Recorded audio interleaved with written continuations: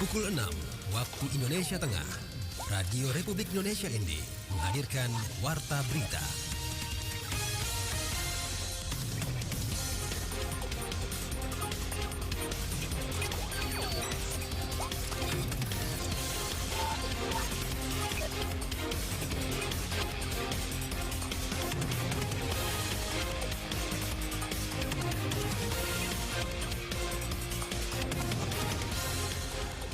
Selamat pagi saudara, Anda mendengarkan Warta Berita edisi Jumat 10 November 2023 dengan sari berita. Kurangnya dokumen dan arsip sejarah membuat tokoh pahlawan daerah sulit diangkat menjadi pahlawan nasional. Bupati Manggarai Barat pastikan Labuan Bajo aman untuk dikunjungi terutama pada sektor kesehatan. Bersama saya Rizwan Sumbi, inilah berita selengkapnya.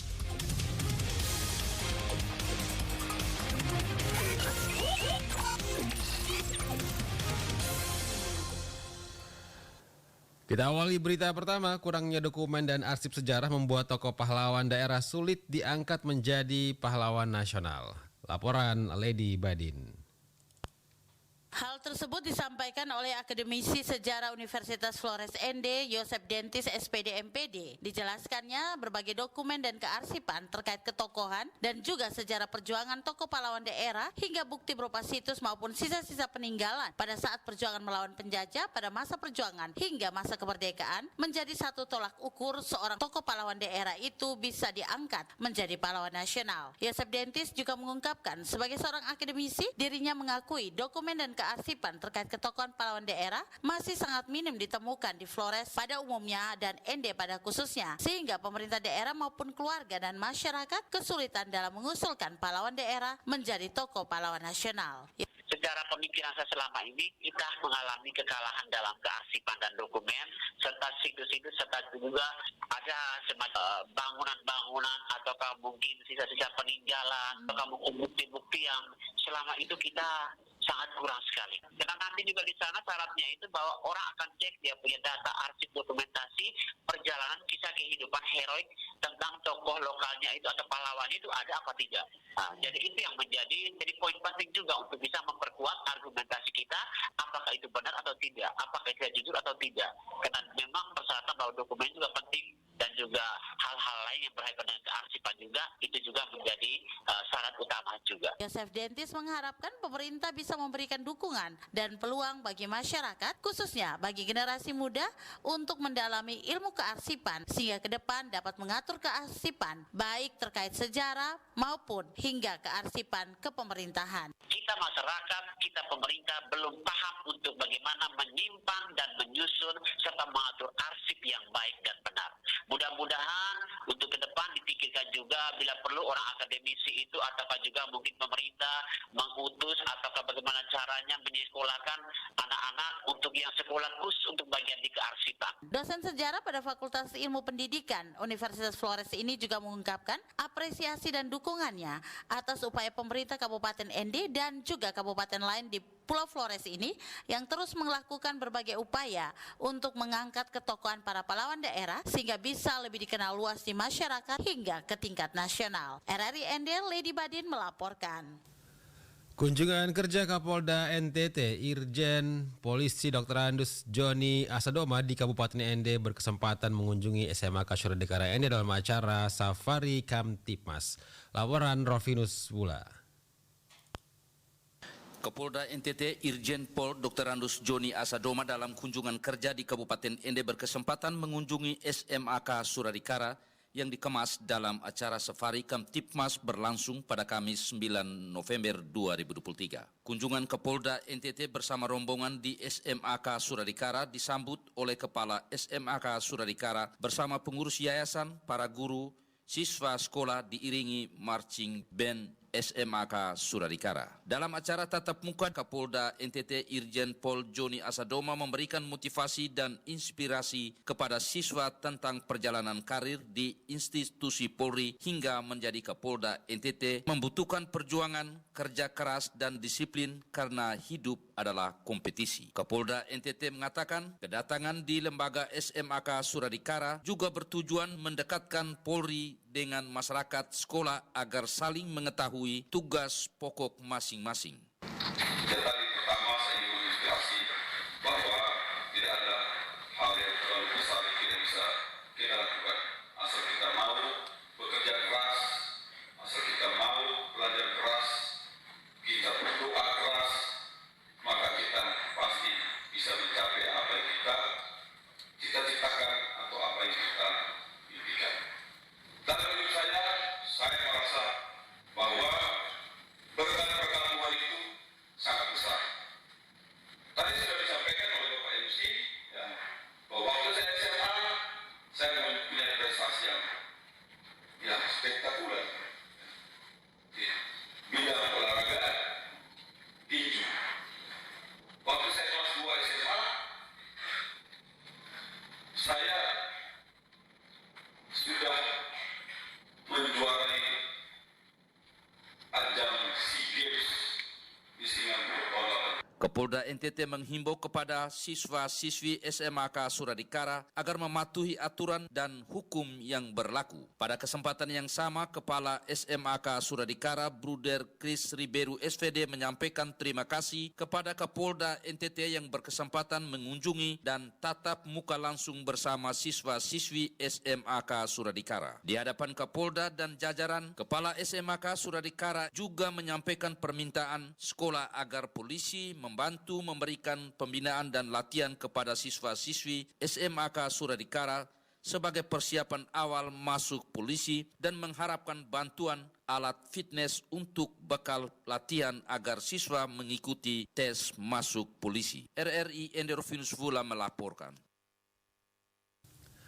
Pemerintah Kabupaten Nagekeo, KVK Panbai dan kawan pekerja migran Indonesia tengah mengupayakan untuk mewujudkan satu data mengenai jumlah pekerja migran Indonesia. Hal ini bertujuan untuk menekan perspektif data yang diperkirakan oleh masing-masing pihak, baik pemerintah maupun pegiat sosial migran Indonesia. Demikian disampaikan Ketua Kawan PMI Nagekeo, Renius Deni, pada kegiatan sosialisasi di Aula Paroki Indora, Kamis 9 November 2023. Deni kemukakan konsep satu data pekerja migran yang dirumuskan tersebut berlaku untuk pekerja migran legal maupun ilegal atau non-prosedural. Dengan demikian, Nagekeo mempunyai data pekerja migran secara valid. Wilayah KVK Panbai, lanjut Deni, memiliki 20 paroki yang mencakup 113 desa, sehingga apabila memiliki satu data, maka PMI bisa menjadi kabupaten contoh PMI. Upaya mewujudkan satu data PMI di Nagekeo menyusul kerjasama gereja melalui Keuskupan Agung Ende dengan 3 keuskupan di Malaysia, karena negara tersebut merupakan salah satu kantong pekerja migran asal NTT. Dalam sosialisasi pendataan dan penempatan tenaga kerja antar kerja daerah, antar kerja antar negara, Deni menyampaikan mengenai dampak atau resiko dari pekerja migran non-prosedural asal NTT yang haknya tidak dilindungi, bahkan ada yang disiksa hingga meninggal dunia.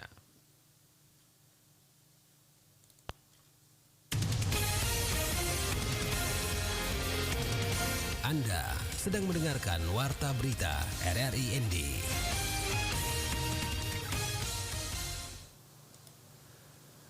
Bupati Manggarai Barat Edi Stasius Endi memastikan Labuan Bajo nyaman dan aman untuk dikunjungi, terutama dari sektor kesehatan. Laporan Epi Wahab. Sebagai kota pariwisata super prioritas, eksistensi Labuan Bajo semakin meningkat. Banyak wisatawan bukan hanya dalam negeri tapi juga mancanegara berbondong-bondong mengunjungi Labuan Bajo untuk melihat langsung keindahan alamnya. Apalagi dengan perkembangan infrastruktur yang terus ditingkatkan baik pemerintah pusat maupun daerah. Tentu hal ini menjadi perhatian dan sektor kesehatan pun tidak luput dari prioritas pemerintah. Dan Bupati Manggarai Barat Edi Stasius Endi menyampaikan bahwa saat ini Labuan Bajo nyaman dan aman dikunjungi terutama dalam sektor kesehatan. Mau memberi keyakinan baik kepada warga yang ada di wilayah ini, termasuk para wisatawan, bahwa Labuan Bajo sangat nyaman untuk dikunjungi. Untuk itu, kepada Bapak Ibu sekalian, janganlah ragu. Mulai hari ini kita mengkampanyekan, jangan takut ke Labuan Bajo. Sektor kesehatan sangat memadai. Sebelumnya sosialisasi kegiatan dan simulasi sudah dilakukan Kementerian Kesehatan RI di Labuan Bajo untuk mengantisipasi terutama wabah penyakit yang bisa saja dibawa oleh para wisatawan dari mancanegara maupun kru kapal yang selesai berlayar dari luar negeri dan masuk ke wilayah Labuan Bajo. Sehingga para tenaga medis dan instansi terkait sudah siap dengan segala kemungkinan yang bisa saja terjadi di kemudian hari, terutama dalam penanganan wabah penyakit. Dari Labuan Bajo, Epi Wahab melaporkan. Penggunaan bahasa Indonesia di ruang publik merupakan kewajiban bagi masyarakat Indonesia dan kebijakan penertiban penggunaan bahasa di tempat dan layanan umum diatur dalam Undang-Undang Nomor 24 Tahun 2009, Pasal 30 dan 36. Namun di beberapa tempat atau di fasilitas umum penggunaan bahasa asing masih sering ditemukan. Laporan Veranda Garus. Hal itu disampaikan Kepala Kantor Bahasa Provinsi Nusa Tenggara Timur, Eli Setiati SPDM Home. Dia menjelaskan, ruang publik menjadi barometer komitmen warga bangsa dalam menjaga martabat bahasa Indonesia sebagai bahasa negara. Fakta penggunaan bahasa negara di berbagai ruang publik, seperti penggunaan untuk nama gedung dan fasilitas publik, ataupun rambu petunjuk yang menggunakan bahasa asing perlu ditertibkan. Menurutnya, pengutamaan penggunaan bahasa Indonesia bukan berarti melepaskan bahasa asing. Penggunaan bahasa asing tetap dibolehkan, tapi harus mengutamakan bahasa Indonesia terlebih dahulu. Para generasi muda itu kalau orang mengatakannya merusak bahasa, bagaimana adanya di tatanan bahasa baku, bagi saya itu tidak. Itu cakapan generasi muda. Nah, itu dalam bahasa lisan tidak apa-apa. Tetapi ketika kita masuk ke dalam bahasa baku, bahasa yang memang sesuai kaidah di dalam caraan yang lebih sifatnya lebih lebih protokoler ya, di dalam lembaga, instansi dan dokumen-dokumen, maka kita gunakan kaidah yang benar. Lanjut Elis, pentingnya bahasa Indonesia sebagai bahasa negara untuk dipahami, dicermati, dan dihayati. Pengutamaan penggunaan bahasa negara atau bahasa Indonesia pada forum resmi di daerah dan penertiban petunjuk kepada seluruh aparatur pemerintah dalam menertibkan penggunaan bahasa daerah di ruang publik, termaksud papan nama instansi, lembaga, badan usaha, badan sosial, petunjuk jalan, dan iklan, dengan pengutamaan penggunaan bahasa negara telah diatur dalam Peraturan Menteri Dalam Negeri Nomor 40 Tahun 2007. Bagi kami ya, kami hanya membuat kebijakan bahwa bahasa publik itu kita harus tampilkan jati diri kita. Ya, kenapa tidak kita gunakan yang baik kalau masih ada yang baik? Ya, kenapa kita gunakan? Kenapa tidak kita buat benar kalau masih ada sesuai dengan tatanan agar orang asing pun menghargai bahasa Indonesia? Karena sekarang bahasa Indonesia itu sudah diinternasionalisasikan. Tentunya upaya pengendalian yang sesuai amanat konstitusi ini dilakukan dengan peningkatan kesadaran dan kerjasama semua pihak. Sebagai bahasa nasional, bahasa Indonesia merupakan bahasa persatuan, identitas, dan lambang kebanggaan warga negara Indonesia. Bahasa sebetulnya bukan sekedar alat komunikasi, tetapi menunjukkan jati diri sebagai suatu bangsa. RRIND Veranda Garus melaporkan. Berita terakhir, rencana kerja setiap tahun kerja perangkat daerah SKPD diminta berperspektif kebencanaan melalui alokasi biaya untuk urusan kebencanaan. Laporan Rosa Dalima. Urusan kebencanaan tersebut meliputi penguatan kapasitas untuk mengurangi risiko-risiko bencana yang terjadi, mulai dari tingkat kabupaten hingga ke tingkat desa. Demikian disampaikan Ketua Forum Pengurangan Risiko Bencana PRB Kabupaten Ende, Hieronimus Pala dalam acara dialog kentongan bersama RRI. Dikatakan Hiropala saat ini forum PRB masih di tingkat kabupaten, namun kedepannya forum ini harus dibentuk hingga ke tingkat desa. Urusan bencana merupakan tanggung jawab semua pihak, bukan hanya sebatas pada lembaga atau dinas-dinas tertentu. Karena tanggung jawab dan urusan bencana ini bukan hanya urusannya satu dinas tertentu atau satu lembaga tertentu, tapi tanggung jawab semua komponen yang ada di Kabupaten Ende sendiri, terutama masyarakat. Masyarakat harus diberikan pengetahuan tentang pentingnya pengurangan risiko bencana. Lebih lanjut, Hiropala menjelaskan edukasi pengurangan risiko bencana harus dijelaskan secara masif ke kelompok masyarakat, terutama rentannya kebakaran hutan, akibat terbatasnya pengetahuan atau faktor kebiasaan membuka lahan baru dengan cara membakar. Budaya ini menurutnya secara perlahan tapi pasti akan menyebabkan semakin banyak lahan kritis, hilangnya hutan yang heterogen, hingga keringnya sumber mata air. Lama-kelamaan, dia kemudian berpengaruh pada semakin banyak lahan yang kritis, hilangnya hutan-hutan yang heterogenitas, lalu keringnya sumber-sumber air, dan banyak sebab akibat lainnya. Kita bisa lihat juga sebenarnya aneka macam hewan yang kemudian juga mulai punah. Dirinya juga memberikan apresiasi kepada pemerintah yang telah membentuk desa tanah atau desa tangguh bencana, namun belum seluruh desa di Kabupaten Ende tersentuh.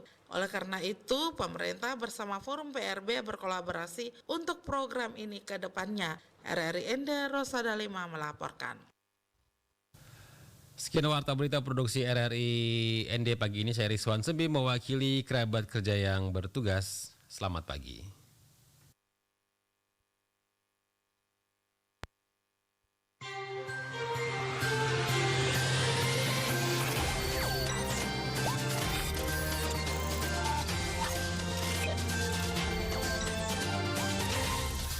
Terima kasih Anda telah mengikuti Warta Berita RRI ND.